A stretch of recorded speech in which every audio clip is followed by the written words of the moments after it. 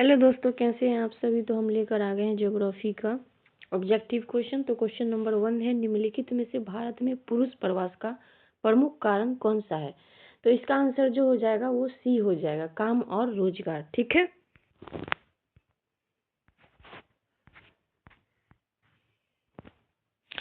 Second question है, निम्नलिखित में से कौन सी खाद्य फसल नहीं है। तो गन्ना, कॉफी, मक्का, चुकंदर। तो इनमें से जो इसका आंसर हो जाएगा वो डी हो जाएगा। उसका आंसर डी हो जाएगा। ठीक है, चुकंदर। क्योंकि गन्ना, कॉफी, मक्का, दलहन दाना जितना होता है, तिलहन दाना जितना होता है, वो सब जो है वो खाद्य फसल है। तो इसमें जो क्वेश्चन आता है कि चावल के भी कितने प्रकार है। तो चावल के 3 प्रकार है, औस, अमन, बोरो। ये उस भारत विश्व का यह है जो उत्पादन करता है 22.07%। ठीक है। उसी तरह जितने भी हैं, जो गेहूं होता है वो भारत का विश्व का जो उत्पादन करता है 12.8%। इसे शीतोष्ण कटिबंधीय फसल कहते हैं। चलते हैं थर्ड क्वेश्चन पे। निम्नलिखित में से कौन सा भू संवर्ग नहीं है। भू संवर्ग प्रति भूमि, ऑप्शन ए प्रति भूमि, ऑप्शन बी निविल बोया गया क्षेत्र, ऑप्शन सी सीमांत भूमि, ऑप्शन डी व्यर्थ कृषि व्यर्थ भूमि। तो इसका आंसर जो हो जाएगा वो ऑप्शन सी सीमांत भूमि। तो सीमांत भूमि उसे कहते हैं जिसका भू राजस्व में कोई रिकॉर्ड नहीं होता है। प्रति भूमि उसे कहते हैं जो मतलब कितने सालों से पड़ती है, 5 साल से कम मतलब 1 साल। निविल बोया क्षेत्र जिसमें फसल बोया जाता है और काटा जाता है। कृषि व्यर्थ भूमि जिसपे कृषि की नहीं जाती 5 साल से ज्यादा समय तक। ठीक है, आगे चलते हैं। निम्नलिखित में से कौन सा ऐसा राज्य है जो प्रमुख तेल उत्पादन क्षेत्र है। तो इसका आंसर जो हो जाएगा, ये आंसर होगा तेल उत्पादन का, वो हो जाएगा ऑप्शन ए राजस्थान। ठीक है, आगे चलते हैं।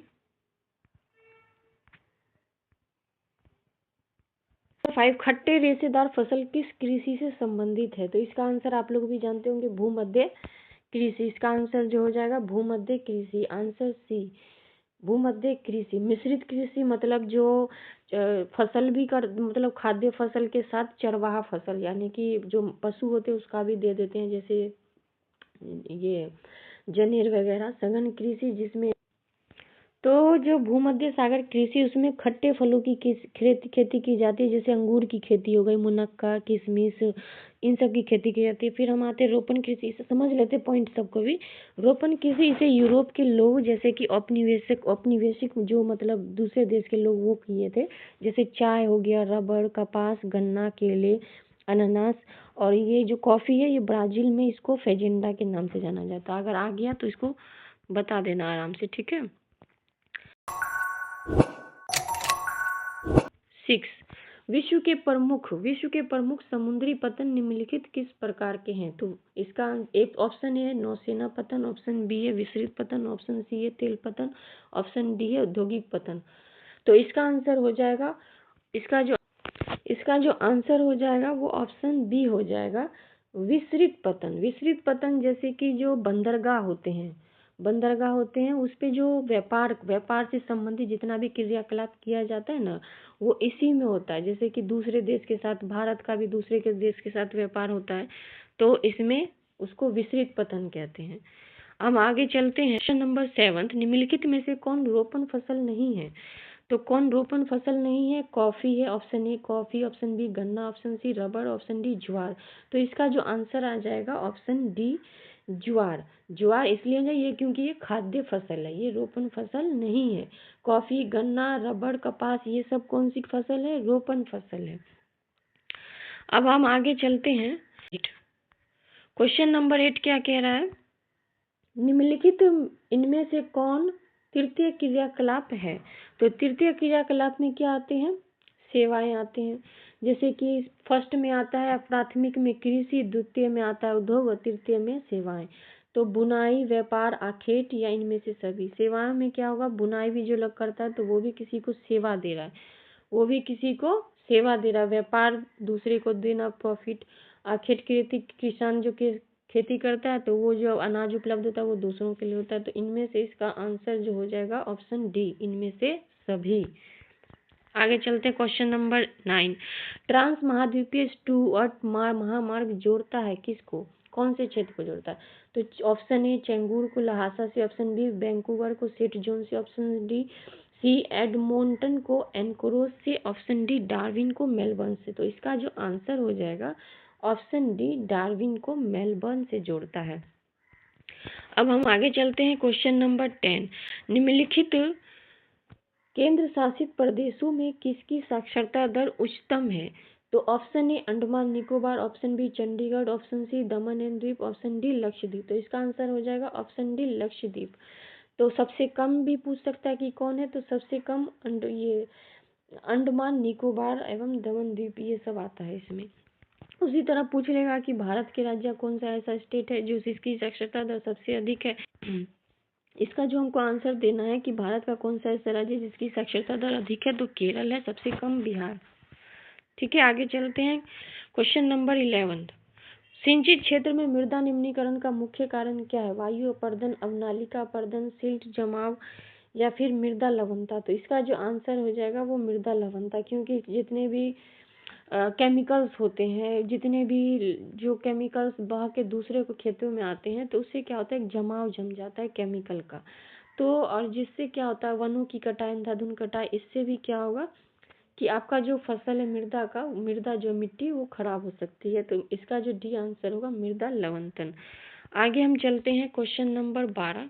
निम्नलिखित में से कौन सा भारत का सबसे लंबा राष्ट्रीय राजमार्ग है? तो इसका ऑप्शन ए है NH8, option B NH44, option C NH6, option D इनमें से कोई नहीं।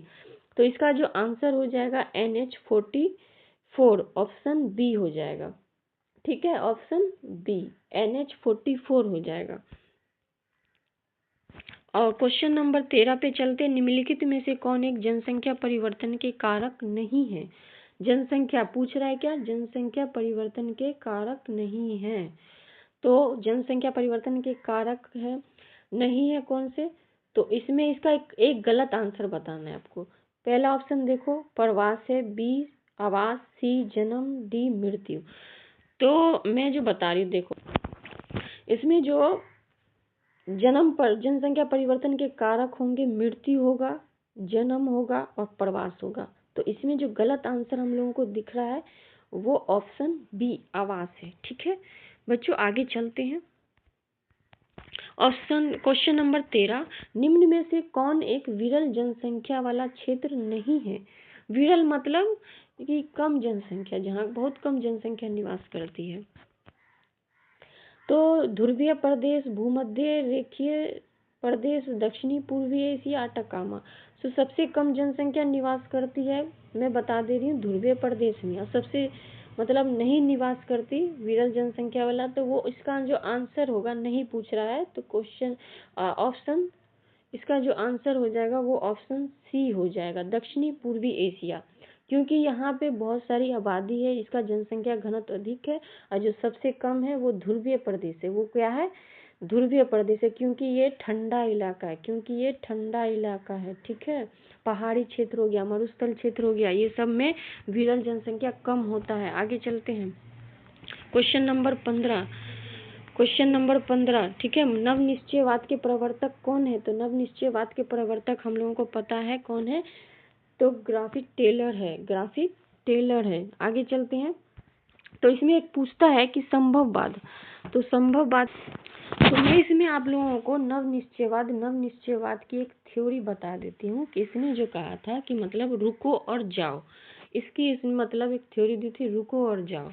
तो रुको और जाओ का मतलब ये हुआ, इन्होंने कहा था, इन्होंने पर्यावरण पर जोर दिया था। ग्राफिक टेलर जो थे उन्होंने पर्यावरण पर जोर दिया था। इन्होंने पर्यावरण पर इसलिए जोर दिया था क्योंकि मतलब इनका मानना था कि पर्यावरण के हिसाब से हम लोगों को ढलना चाहिए। मगर जो इसमें संभववाद, एक दूसरा पॉइंट भी आता है संभववाद। तो संभववाद का मानना था कि नहीं, मोस्ट इम्पोर्टेंट व्यक्ति है। कौन है? व्यक्ति है। तो व्यक्ति जो है वो व्यक्ति के पास अगर कोई भी समस्या आती है तो उसका वो समाधान खुद निकाल सकता है या पहले से उसका इंतजाम कर सकता है।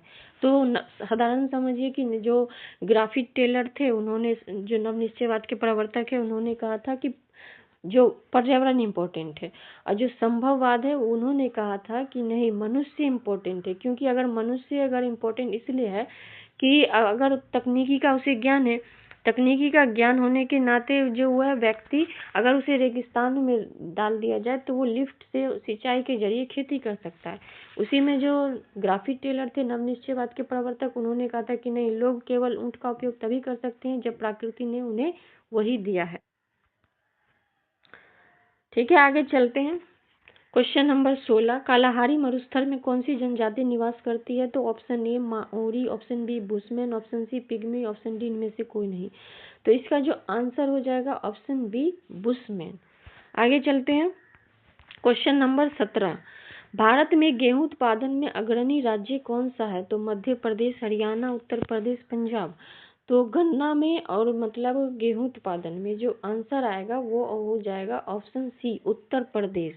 ठीक है, आगे चलते। क्वेश्चन नंबर 18, रावत भाटा परमाणु ऊर्जा संयंत्र किस राज्य में स्थित है? Option A Rajasthan, option B Karnataka, option C Uttar Pradesh, option D Andhra Pradesh. जो इसका आंसर हो जाएगा ऑप्शन ए राजस्थान। ठीक है, आगे चलते हैं। क्वेश्चन नंबर 19, अंकलेश्वर क्षेत्र कहाँ स्थित है? तो अंकलेश्वर जो स्थित है वो गुजरात में स्थित है। कहाँ स्थित है? गुजरात में। अब सुन लो, option A Assam, option B Gujarat, option C Bihar, option D Rajasthan. तो इसका जो सही आंसर होगा वो गुजरात हो जाएगा। ठीक है, आगे चलते हैं। क्वेश्चन नंबर 20, प्रतिकर्ष कारक उत्तरदायित्व है। प्रतिकर्ष कारक उसे कहते हैं, ऑप्शन सुन लो, ऑप्शन ए भूमि वनीकरण के लिए, ऑप्शन बी वायु प्रदूषण के लिए, ऑप्शन सी गंदी बस्तियों के लिए, ऑप्शन डी इनमें से कोई नहीं। तो जो प्रतिकर्ष कारक होता है ना, प्रतिकर्ष कारक ये होता है गंदी बस्तियां, मतलब गंदी गरीबी। ठीक है, गरीबी, जैसे किसी देश में युद्ध होता है ना, युद्ध, इन सभी के कारण मतलब जितनी भी चीजें लोगों को समस्या होती है वो दूसरी जगह जाते हैं, प्रवास करते हैं, उसी को हम प्रतिकर्ष कारक कहते हैं। और उसी का उल्टा अपकर्ष कारक होता है। अपकर्ष कारक में क्या होगा कि अपकर्ष कारक में जो होगा कि मतलब इसका उल्टा, वहाँ की साफ सफाई व्यवस्था अच्छी होगी, शिक्षा व्यवस्था अच्छी होगी, रहने सहने की फैसिलिटी व्यवस्था अच्छी होगी, हॉस्पिटलाइज अच्छा होगा, मतलब ये सब उसका उल्टा। ठीक है, थैंक यू दोस्तों। अगर आपको ये वीडियो पसंद आ रहा है तो लाइक करें, शेयर करें, सब्सक्राइब कर लेना। अपने दोस्तों के साथ मत भूलना शेयर करने के साथ। और मैं इसका और 20 क्वेश्चन लेकर आऊँगी और साथ ही उसको और भी क्वेश्चन के साथ को रिलेट करके आपको पढ़ा दूँगी। ठीक है, आपका एग्ज़ाम भी बहुत नज़दीक आ रहा है, इसलिए तैयारी में लगे रहें जी जान से। मेहनत आप लोगों का एक दिन ज़रूर रंग लेकर